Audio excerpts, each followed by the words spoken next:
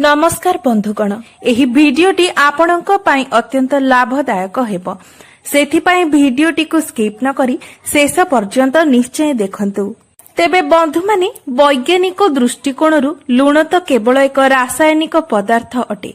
मात्र जदि आमे आमर हिंदू शास्त्र एवं मुनि ऋषि मानकर वक्तव्य को देखिबा तेबे लूण हेउछि समुद्रर बीर्य एवं आपण माने जानती जे माँ लक्ष्मी हेउछंती समुद्र देवंकर कन्या। तेबे आज मु आपणଙ୍କୁ लूणर किछि एपरि चमत्कारी उपाय विषय कहिबाकू जाउछि जहाकू जानि सारिला परे एवं आपण सेही सबु उपाय गुडी को निजर जीवन रे व्यवहार करिबा परे आपण जीवन रे केउठारे भी असफल हेबे नाही। आपण जेउ भी कार्य करिवे सेथिरे निश्चय भाबरे आपण सफलता प्राप्त करिवे। एही उपाय गुडी को निज जीवन रे व्यवहार करिबा द्वारा आपणक जीवन रे केबे भी धन रे अभाव हेबो नाही।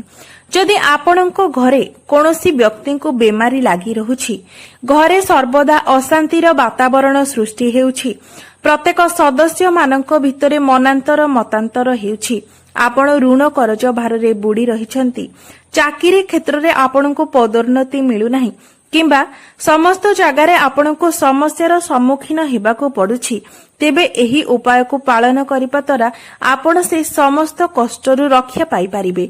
से समस्त समस्या आपणकर समाधान होइजिबो। बंधु माने लूण भितरे एपरि चमत्कारी शक्ति रहिछि जहाकू कि प्रत्येक व्यक्ति जानि नथांती एवं जदि आपण एही चमत्कारी शक्ति विषय जानिचंती तेबे जीवन रे आपण केबे भी धनर अभावर सम्मुखीन हेबे नाही।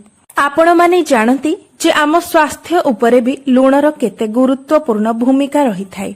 जदि आम खाद्य रे लूणर मात्रा अधिक होई जाय तेबे मध्य असुविधा होई थाए एवं जदि आम खाद्य रे लूणर मात्रा कम होई थाए तेबे मध्य असुविधा होई थाए। एहार अर्थ हैला लूण आमको जीवन देई पारे एवं आमर जीवन नेई मध्य पारे। तेबे आज मु आपणको एही भिडियो रे लूणर किछि ज्योतिषीय उपाय कहिबाकू जाउछि जहाको जदि आपण निज जीवन रे प्रयोग करंती तेबे आपणको जीवन रे केबे भी कोनोसी कष्टर सामना करिबाकू पड़िबो नाही। तेबे बंधु माने आपण माने जानती जे लूण विभिन्न प्रकारर रही थाए, जेपरि कि प्रथमे हेउची संधैव लवण जहाकू कि आमे पहाड़िया लूण भाबरे मध्य जानि थाउ। आउ गोटिए हेउची सामुद्रिक लूण, अन्यटी हेउची कला लूण एवं गोटिए हेउची साधारण लूण। मात्र ज्योतिष शास्त्र रे लूण को चंद्र एवं शुक्रंकर प्रतीक भाबरे माना जाई थाए। अनेक लोक लूण को राहुंकर मध्य प्रतीक भाबरे मानि थांती। सेथिपाई लूणर प्रयोग करी आपण समस्त दुष्ट ग्रह माननकु शांत मध्य करि पारिबे। ज्योतिष शास्त्र अनुसारे लूण को चंद्र एवं शुक्रंकर प्रतीक भाबरे माना जाई थाए। सेथिपाई जदि आपण लूण को कोनोसी स्टील किंबा लुहार डबारे रखुछंती तेबे एपरि करिबा द्वारा चंद्र एवं शनिकर मिलन होइथाए, जहाकि अति अमंगलकारी होइथाए एवं एहा आपणक पई घातक मध्य होइथाए। जदि आपण निज घरे स्टील किंबा लुहा डबारे लूण रखुछंती तेबे एहा आपणक घर पई अत्यंत अमंगलकारी होइथाए। एहा आपणक गृहरे रोग एवं शोक वृद्धिर कारण होइथाए। आपण माने लूण को प्लास्टिक डबारे मध्य रखिबा उचित नुहे।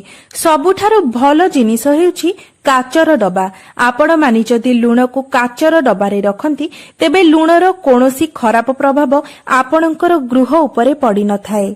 बंधु माने जानतरे अथवा अजानतरे जदि आपणक हातरू लूण तळे पड़ी जाए किंबा कोनोसी जागारू लूण तळे पड़ी जाए तेबे एहा अत्यंत अशुभ होइथाए। आपण माने जानती जे जदि लूण तळे पड़ी थाए तेबे एहा आपणक गृहरे ऋण बढ़ाइबार कार्य करिथाए एवं घरे अन्यान्य समस्या मध्य उत्पन्न होइथाए। अनेक व्यक्ति लूण नेबा परे लूण हातकु वस्त्र रे मध्य पोछि देइथांती, मात्र एपरि करिबा मध्य उचित नुहे। जदि लूण तळे पड़ी जाए किंबा आपणक हातरे लागिथाए तेबे आपण हातकु धोई दियंतु एवं तळे पड़िथिबा लूण को सफा करी पोछि दियंतु, किंतु केबे भी तळे लूण पकांतु नाही किंबा निजर पिंधा वस्त्र रे लूण को पोछंतु नाही। एपरि करिबा अत्यंत अमंगलकारी होइथाए। आपणक गृहरे एपरि करिबा द्वारा विभिन्न प्रकार समस्या उत्पन्न होइथाए। एपरि करिबा द्वारा आपणकर चंद्र एवं शुक्र ग्रह दुर्बल होई जाइथांती।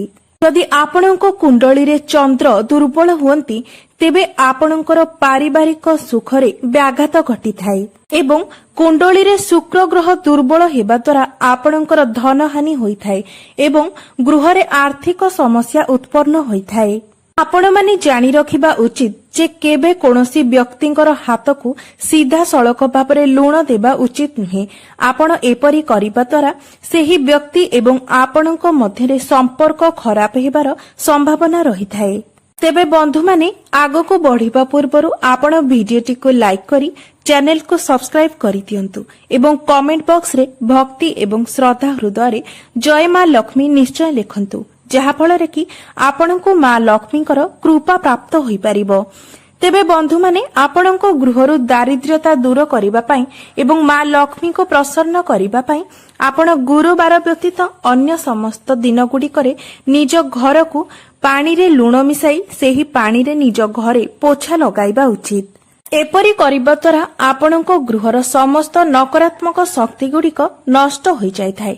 आपण माने जानती जे आम घरकु प्रतिदिन विभिन्न लोक जीवा आसीबा करिथांती एवं सेमानंको पादरे जे धूली आसीथाय ताहा आम गृहरे नकारात्मक शक्ति सृष्टि करिथाय। सेही नकारात्मक शक्ति को दूर करिबा पई आपण प्रतिदिन पानी रे किछि लुण मिसाई घरकु लीपा पोछा करिनेबा उचित। एपरि करिबा द्वारा आपणको गृह पवित्र होई जाइथाय एवं समस्त नकारात्मक शक्ति ठारो मुक्त होई जाइथाय, जहाकि मां लक्ष्मीकर आगमनर बाट मध्य फिटाई देइथाय एवं एहा सबुठारु भलो उपाय जहा द्वारा आमे मां लक्ष्मी को प्रसन्न करि परिबा। तेबे बंधु माने आउ गोटिए उपाय होछि, जदि आपण निज गृहरे धनर वृद्धि करिबा पई चाहुछंती तेबे आपण गोटिए काच ग्लास रे पूर्ण करी पानी नियंतु एवं सेही पानी रे आपण गोटिए चमच लुण मिसाई सेही ग्लास को नै नैऋत कोणरे रखि दियंतु। एपरि करिबा द्वारा मां लक्ष्मी अत्यंत प्रसन्न होइथांती एवं आपणकर धनरे वृद्धि होइथाय। बंधु माने आमे निजर बाथरूम रे मध्य लुण रखिबा उचित, कारण गृहर सबुठारु अधिक नकारात्मक सृष्टि करुथिबा स्थान हेउछि आमर बाथरूम। आपण माने जानती जे बाथरूम रे लैट्रिन मध्य संजोग होई रहिथाय एवं सेठिरे आमे मलमूत्र त्याग करिथाउ, तेणु सेही जागाटी अपरिष्कार होइथाय। आपण माने जानती जे अपरिष्कार जागारे ही अधिक नकारात्मक शक्ति सृष्टि होइथाय, तेणु आपण निजर बाथरूम रे एक काच पात्र रे किछि लुण रखंतु, जहा फଳରେ सेही स्थानर समस्त नकारात्मक शक्ति गुडिक नष्ट होइछि।